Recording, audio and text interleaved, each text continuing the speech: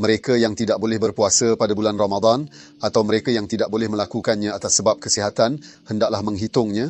Jadi, mereka yang menyimpannya perlu membayar fitrah mereka secara berasingan, tetapi mereka yang tidak mampu perlu membuat pengiraan berasingan untuknya dan pastikan anda membuat pembayaran kepada seseorang yang memerlukan. Anda hanya boleh bertanya khabar kepada lelaki yang mengatakan sesuatu yang buruk kepada anda dan teruskan. Ini tidak dianggap sebagai tanda kelemahan. Kata lelaki itu difahamkan, orang yang berpuasa ini telah menunjukkan kebajikan. Dia cakap okey, maksudnya dia tak berkeras. Bulan Ramadan benar-benar rosak dalam pengertian ini. Kami sebenarnya telah berbual selama sebulan dengan rakan-rakan dan kami bercakap tentang Al-Quran dalam setiap program. Kami mengambil ayat yang akan datang, membesarkannya dan berkongsinya. Oleh itu kita di awal Ramadan dan kita di penghujungnya tidak sama. Kami telah banyak berubah, kami telah menjadi berbeza.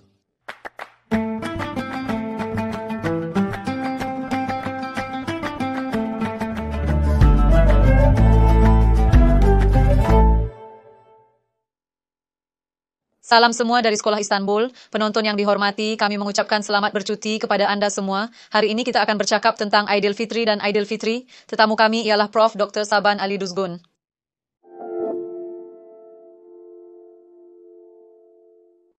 Salam cikgu. Hello. Apa kabar? Saya sihat, terima kasih. Kita telah sampai ke penghujung tempoh sebulan Ramadan. Saya bertanya khabar anda di awal Ramadan. Kami telah menyelesaikan puasa 30 hari kami. Bulan Ramadan sudah kita sempurnakan. Akhirnya kami sampai ke Hari Raya. Sekarang izinkan saya bertanya lagi. Apa kabar? Saya rasa kita patut bertanya soalan ini kepada semua rakan kita yang memerhati kita. Bagaimana keadaan mereka dalam program pertama Ramadan dan bagaimana keadaan mereka sekarang? Ada kegembiraan dan kebahagiaan yang datang dari menyempurnakan Ramadan. Kami baik dari segi itu.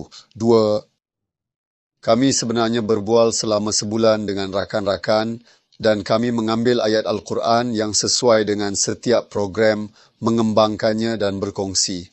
Oleh itu kita di awal Ramadan dan kita di penghujungnya tidak sama. Kami telah banyak berubah, kami telah menjadi berbeza.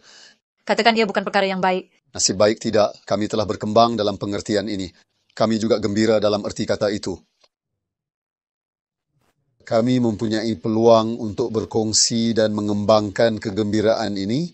Dalam erti kata itu, Hari Raya adalah peluang. Anda tahu ia sebagai Aidilfitri. Ini adalah Hari Raya Fitri. Ia juga dipanggil demikian dalam bahasa Arab. Ulama belum dapat bersetuju tentang apa sebenarnya akar perkataan yang kita gunakan sebagai cuti dalam bahasa Turki dan dari mana asalnya, iaitu mereka yang pergi ke Divan Lugat Turk Kashgarlı Mahmud, terdapat perkataan yang digunakan di sana. Tetapi kami tidak pasti, adakah ini berasal dari bahasa Parsi atau dari bahasa Turki yang asli. Tetapi kami pasti tentang ini. Akhirnya, ada sambutan yang menggembirakan. Ada ulama yang mengatakan bahawa lafaz Idul Fitri berasal dari balik, berwuduk dan mereka menyebutnya ighid kerana setiap kegembiraan, iaitu kegembiraan ini disambut oleh orang-orang yang berpuasa berulang kali pada setiap tahun yang merupakan penjelasan yang sangat baik dan munasabah. Perkataan iftar yang kita gunakan dengan fitrah itu, yang kita namakan fitrah ialah fitri pada Hari Raya Aidilfitri. Perkataan bersedekah, fitrah semuanya berasal dari akar yang sama. Ini bermakna manusia mempunyai fitrah. Terdapat meja berbuka puasa yang boleh dicapai apabila dia bertindak mengikut sifat itu. Sedikit sebanyak perjuangan itu selama sebulan. Kerana bagi sesetengah rakan ini adalah perjuangan. Puasa mungkin mencabar bagi mereka. Walaupun begitu, kita semua tahu mereka yang menyokongnya di sekeliling semua orang. Sebenarnya ada perjuangan dengan jiwa. Ada perjuangan. Segala yang halal ada di hadapan kita. Ingatlah keadaan kita sebelum berbuka puasa itu. Jadi kita dahaga. Kami sangat lapar, semuanya ada di depan mata kami. Tetapi ia adalah disiplin yang luar biasa. Ini hanya boleh berlaku dan berjuta-juta orang mengalami situasi yang sama seperti itu dan anda tahu itu. Berkongsi emosi itu dan mengalami emosi itu secara kolektif juga merupakan perkara yang sangat menarik. Bukan hanya dalam geografi anda sendiri, ada 5 minit lagi sebelum azan, segala yang halal ada di hadapan kita dan ia adalah geografi Islam, dunia Islam dengan 1.5 bilion orang. Jadi dia menunggu. Malah Ia adalah kolektiviti di mana kita semua mengalami kegembiraan terikat dengan kehendak yang saya panggil sebagai disiplin yang luar biasa, iaitu kehendak ilahi yang mengikat setiap orang dengan dirinya sendiri pada masa yang sama. Tiada kuasa di dunia yang boleh mencapai ini. Saya sangat ingat kolektif itu ketika saya masih kecil. Amat mengagumkan apabila melihat semua orang rukuk dan sujud pada masa yang sama semasa solat berjemaah pada hari Jumaat. Jadi anda lakukan ini pada waktu yang sama dan pada waktu yang sama pada waktu zuhur, pada waktu solat zuhur. Beratus-ratus juta orang melakukan perkara yang sama pada solat Jumaat. Oleh itu, kolektiviti ini, iaitu perkongsian emosi yang menjadikan percutian sebagai percutian, mereka mengalami perkara yang sama bersama-sama. Anda pergi solat hari raya dan di sana anda melihat khusyuk sambil bertakbir, sunyi senyap yang dialami semasa bertakbir. Nikmat itu dinamakan keadaan ekstasi. Apabila ini dialami dengan sangat hebat, emosi bertukar menjadi dendam. Ini dipanggil ekstasi dalam psikologi. Semacam berkhayal, ekstasi, orang kehilangan kawalan diri mereka dalam keadaan ekstasi itu. Dalam keadaan ekstasi, tubuh, kewujudan dan hati nurani berasal dari akar yang sama. Dalam erti kata lain, ia adalah perkongsian yang akan menggetarkan sesiapa yang berhati nurani. Sekarang, kita tidak bercakap tentang perkongsian ini yang menjadikan percutian itu menggembirakan hanya untuk Turki. Perasaan yang sama dialami di seluruh dunia Islam. Satu lagi yang boleh ditambah ialah berkaitan fitrah ini. Fitrah yang mampu dan sehat datang beramai-ramai, berpuasa dan datang ke sini. Ramadan itu dikatakan membawa hujan musim luruh.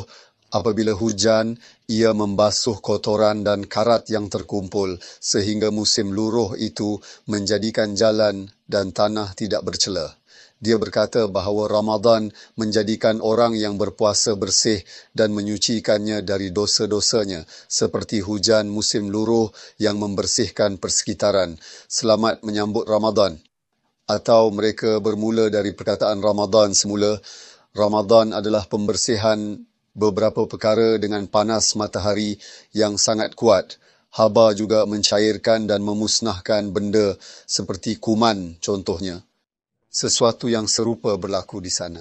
Walau apapun kita tahu ini, Ramadan adalah penghitungan jiwa selama sebulan, perjuangan selama sebulan untuk penyucian. Orang itu sedar akan perkara ini. Dia tahu apa yang dia lakukan kerana ibadah bukan sekadar puasa. Waktu kita berpuasa antara imsak dan iftar iaitu 12 jam, 16 jam, 20 jam bergantung kepada negara. Tetapi tempoh sebulan kita adalah ibadah. Jadi ini adalah budaya besar. Ia bukan sebahagian daripada ibadah tetapi seorang saudara kita minum arak pada bulan Ramadan.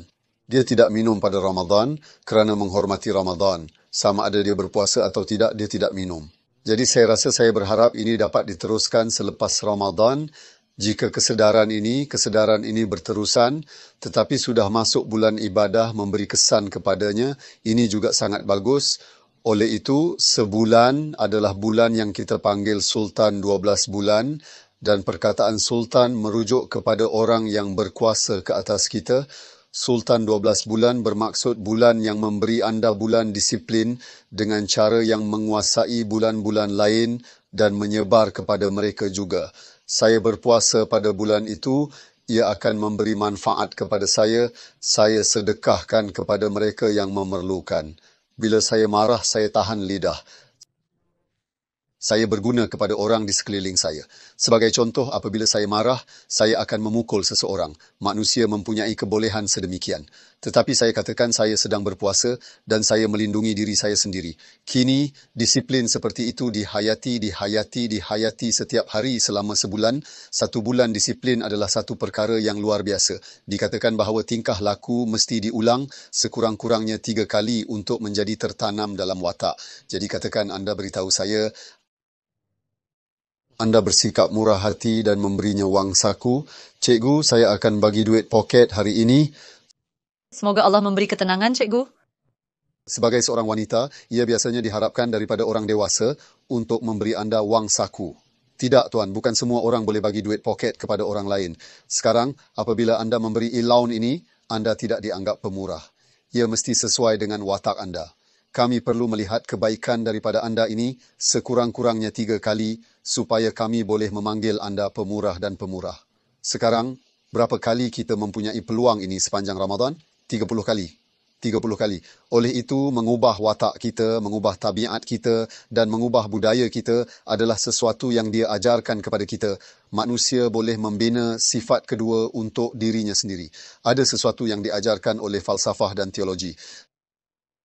Seseorang yang tidak boleh berkongsi dengan orang lain boleh belajar berkongsi pada bulan ini. Itulah gunanya fitrah. Tolong orang harus mengira dan menulis buku, minimum mereka harus mengambil kiranya tetapi tidak lebih daripada minimum. Tiada had.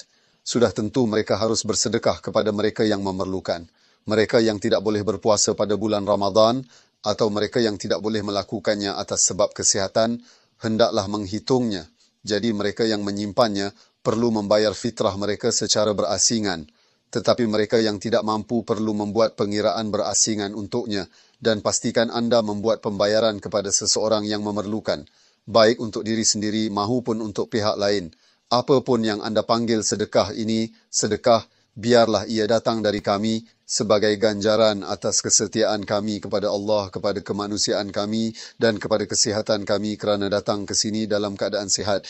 Tuan, tempoh yang kita panggil Ramadan ini sebenarnya adalah peluang yang baik untuk orang ramai mendisiplinkan diri di bulan Ramadan. Kami mengatakan bahawa 30 hari kelihatan seperti masa yang singkat, tetapi sebaliknya ia sebenarnya adalah tingkah laku yang diulang hari demi hari untuk masa yang sangat lama.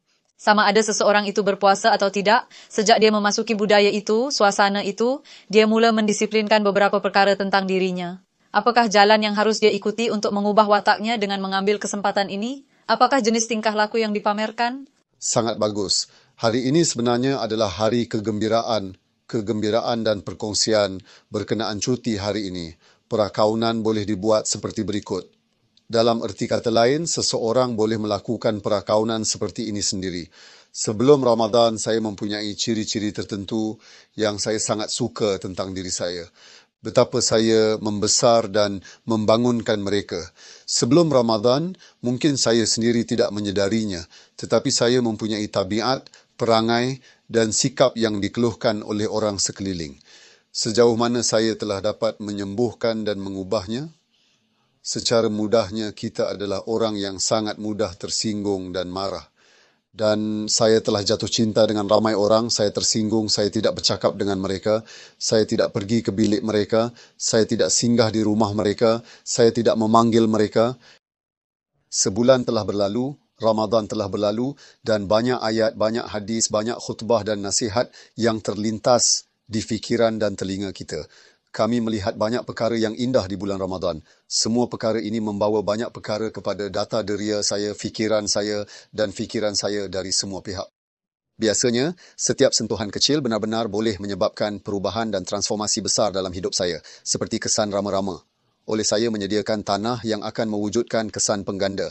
Dalam erti kata lain, perkataan yang bagus mencipta kesan yang berbeza pada anda dan saya. Sebab, kerana saya mengambil perkataan itu, memperbanyakkannya, membesarkannya, memikirkannya dan menghitungnya. Apabila berlaku perkara sedemikian, misalnya, seorang Muslim tidak boleh berjauhan dengan Muslim yang lain selama lebih dari 3 hari, saya tahu hadis itu, saya mendengarnya. Sekarang ini mungkin tidak memberi kesan kepada anda, kerana katakan tiada siapa yang anda marah, tetapi saya menyakiti seseorang atau terluka. Ini sangat bermakna bagi saya. Maka duduklah dan biarkan kehebatan itu kekal bersamaku, abang. Saya menekan butang, saya mencari, selamat bercuti. Saya ingin duduk dan minum teh atau kopi. Sekarang lihat, ini mempunyai kesan yang besar kepada saya. Jadi apakah kata kuncinya? Perakaunan. Jika semua orang perlu mengambil kira sesuatu yang negatif dalam hidup mereka, bagaimana kita boleh membuangnya? Dan bagaimana Ramadan mempengaruhi kita dalam hal ini? Ini tidak semestinya bermakna berdisiplin melalui kelaparan.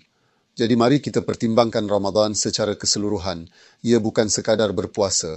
Ramadan adalah bulan ibadah dan bukan sekadar sebulan berpuasa.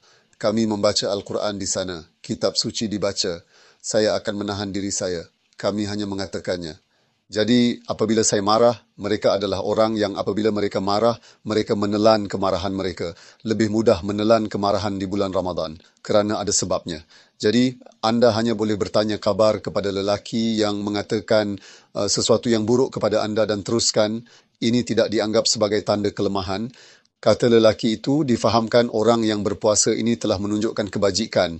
Dia cakap okey, maksudnya dia tak berkeras. Bulan Ramadan benar-benar rosak dalam pengertian ini. Walaupun anda akan marah pada seorang pekerja kerana tidak menghabiskan kerjanya di tempat kerja, apabila dia mengatakan puasa membuatnya sangat letih, anda boleh menunjukkan toleransi dengan mengatakan, okey, saya faham. Malah, setiap orang mencipta gelagat kecil sendiri semasa Ramadan. Seseorang itu sendiri mempunyai kesan itu mengikut soalan yang anda tanya, iaitu watak, perangai, tabiat, sikap. Setiap daripada ini mempunyai definisi yang berbeza dan mempunyai had yang terhad. Untuk perubahan sedemikian berlaku, seseorang tidak tahu berapa banyak dia mendengar orang lain atau mesej atau Al-Quran semasa Ramadan atau berapa banyak dia membuka Al-Quran. Baca. Kita ada tradisi berbalas-balas, bukan? Ramadan bermula. Ia sangat bagus. Apabila saya memasuki masjid, saya lebih suka melihat orang tua kita membuka meja kopi, meletakkan Al-Quran dan membacanya dengan khusyuk seperti ini kerana saya melihat kekaguman lelaki itu di sana. Sangat gembira. Letakkan terjemahannya di sebelahnya. Baca dalam bahasa Turki dengan teliti, kami membuka mesej dan ingin memahami apa yang dikatakan oleh mesej itu. Kemudian ambil nota dari situ, bawa sehelai kertas putih bersama anda. Dia mengatakan ayat ini sangat menarik. Ambil ayat itu dari situ. Sama ada membaca dengan tujuan, biarlah ia menjadi bacaan yang bermatlamat. Jadi, apabila kita melihat kiraan Ramadan pada penghujung bulan, kita lihat jika saya telah mengeluarkan ayat dari setiap hari, sebagai contoh, sesuatu yang secara langsung menyentuh hidup saya.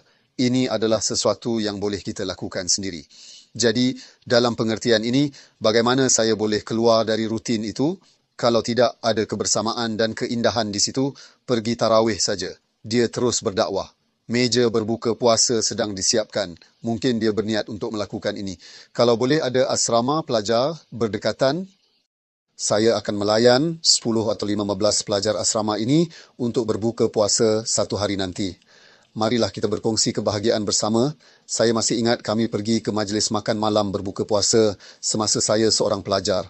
Maksud saya, dia jemput saya tidak ingat siapa, tetapi kami pergi ke iftar semasa saya seorang pelajar universiti. Nah, peristiwa itu sendiri, lihat, kami mengalami banyak perkara sepanjang Ramadan, tetapi yang satu itu tetap dalam ingatan saya kerana kami sangat gembira. Jadi ada pakcik-pakcik di sana, kami makan dan kemudian kami solat dan bertarawih. Sekarang orang boleh tarik hidup mereka dari rutin mereka sedikit dengan perubahan kecil seperti ini. Dan apabila hari raya benar-benar tiba di penghujung Ramadan, kita fikir, oh betapa sibuknya bulan yang kita lalui. Apabila anda berkata ini, kegembiraan akan timbul secara automatik. Malah, ia adalah satu proses di mana masa sangat membuahkan hasil. Masa yang nampak macam sebulan tapi rasa macam lama sangat. Peristiwa yang anda lakukan pada masa anda berlipat ganda dan menjadikannya berbuah. Jika tidak, masa akan berlalu dan anda tidak akan menyedarinya.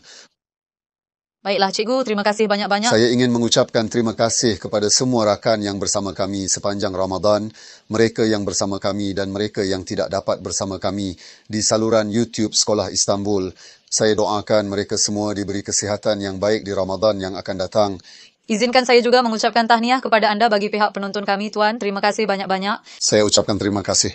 Penonton yang dihormati, hari ini kita bercakap tentang cuti Ramadan. Kami mengucapkan selamat bercuti kepada anda semua. Jumpa anda dalam penerbitan lain. Selamat tinggal.